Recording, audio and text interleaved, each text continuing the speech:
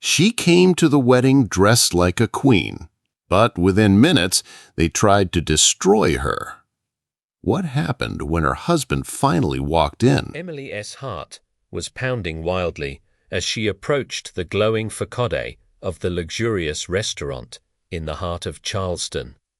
This was the very place where, tonight, an event was about to unfold that people had been whispering about for weeks in salons and on social media. One of her husband's sisters, Honor Brooks, was getting married, and in this city that was a headline-worthy affair. The murmur of laughter and cheerful voices drifted into the street. Emily smoothed her sapphire-blue gown, the fabric clinging perfectly to her figure, and tried to steady her breathing. She had come alone. Her husband, Michael Brooks, had been delayed by yet another important business deal, assuring her over the phone that he would arrive later. Her hair was pinned high, revealing the elegant line of her neck, while her light makeup highlighted her striking eyes. She looked flawless, yet her fingers trembled slightly against the clutch she held. Emily knew that every move she made tonight would be scrutinized and whispered about. Too many in this room. She was still just that girl from nowhere, the one Michael had chosen for love despite his family's scorn. Approaching the maître d', a man with impeccable posture and a polished smile, Emily quietly gave her name. He scanned the guest list, then raised his gaze with a chilling formality. "I'm sorry, ma'am, but your name does not appear here." Her heart dropped. Before she could form a response, a poisonous voice cut through the air behind her. "Deliveries come through the back door, sweetheart." Emily flushed with heat. She turned and saw Rachel, Michael's ex-wife. Dressed in a glittering gown, Rachel's smile curved with triumph, her eyes shining with the cruel delight of a woman savoring her rival's humiliation. Rachel glided inside effortlessly, while Emily was left fumbling to prove she belonged. Under the curious, mocking glances of onlookers, she pulled out her invitation with trembling hands. The maître d' took the envelope, made a call, and whispered into his headset. As Emily waited, her mind slipped back to another time, a younger version of herself, wearing worn jeans and holding a heavy courier bag. She remembered the office doors slammed in her face, the disdainful stares, the coins tossed at her as if she were begging. The sting of those humiliations had dulled with time, but the scars never truly vanished. Now they burned to life again. Finally, the maître d' forced a smile, as if the script had suddenly changed. "My apologies, ma'am. It must have been a mistake. Please, right this way." Emily lifted her chin and stepped inside. The hall dazzled her with its grandeur. Crystal chandeliers, champagne sparkling in delicate flutes, gowns shimmering with sequins. Yet the sting of the insult at the door still clung to her like a fresh wound. And then she saw her mother-in-law. Margaret Brooks stood near the entrance, draped in a navy gown dusted with pearls, her posture regal, her eyes sharp as glass. Surrounded by her daughters, she commanded the space as if she were its queen. Emily knew she had no choice but to approach. "Good evening, Mrs. Brooks," Emily said with a polite smile, doing her best to mask the storm within.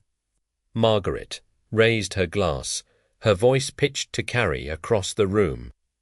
"Let's toast to the courier girl," she declared sweetly. "The daughter of simple folk who managed to marry so well." Emily's cheeks burned. Margaret's daughters, Claire and Victoria, laughed on cue. "Why'd you come without our brother?" One of them jeered.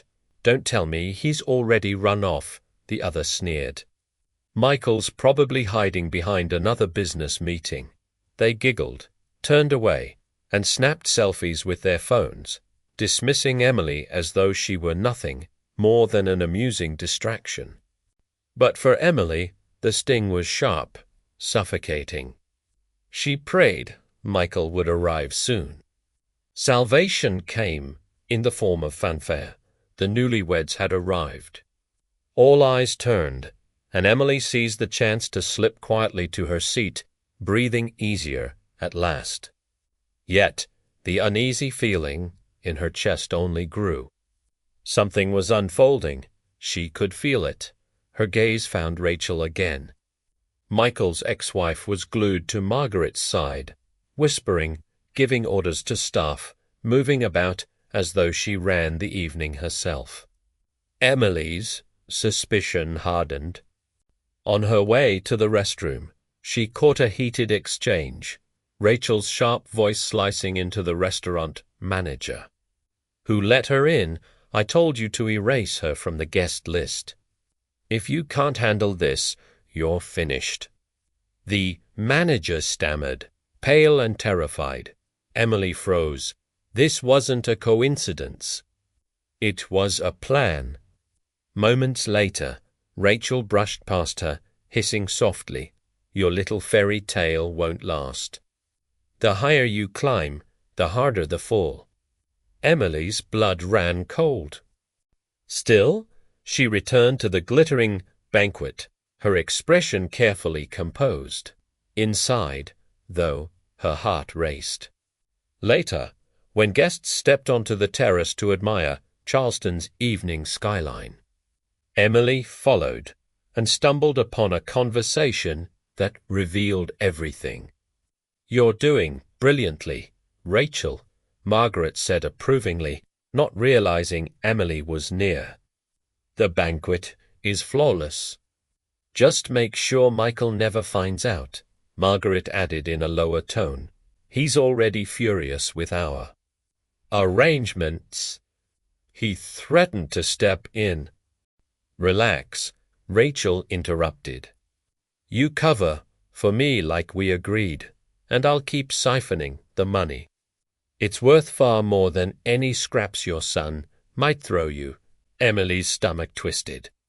This wasn't just cruelty aimed at her. It was betrayal aimed at Michael himself. She inhaled deeply and returned to the ballroom, pretending nothing was wrong. But the next strike came swiftly, this time in front of everyone. When it was time for toasts, Margaret raised her glass, her voice sugary sweet. "To the happy couple," she announced, "may your family never be weighed down by unnecessary burdens." Her eyes pierced Emily, and at that very moment, a waiter stumbled and spilled red wine down Emily's sapphire dress. Rachel's laugh rang out like a dagger. "Oh dear, some habits never change, do they? You can't buy class." Tears burned at the corners of Emily's eyes. She nearly fled, but then strong hands settled on her shoulders. Michael. He stood beside her, his gaze fierce and filled with devotion.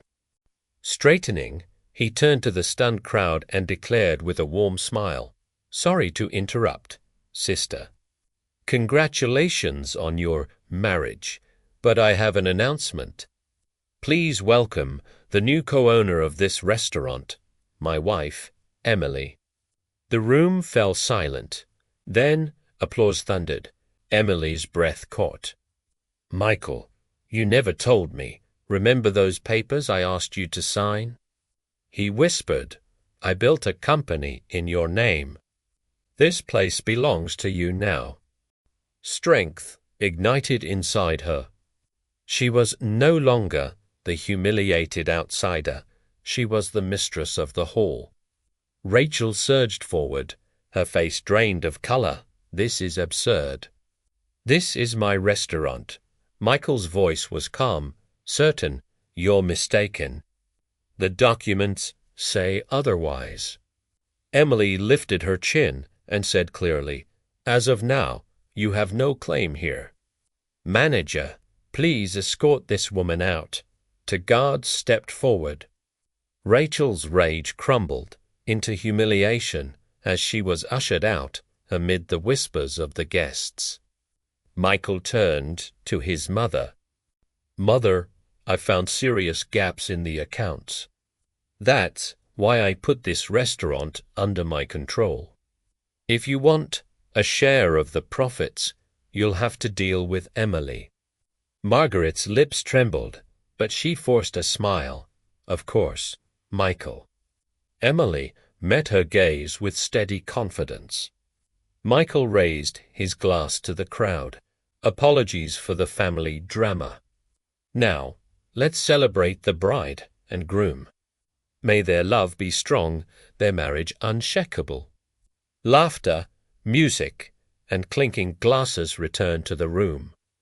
Emily stood beside Michael, for the first time that evening feeling safe, cherished, and powerful.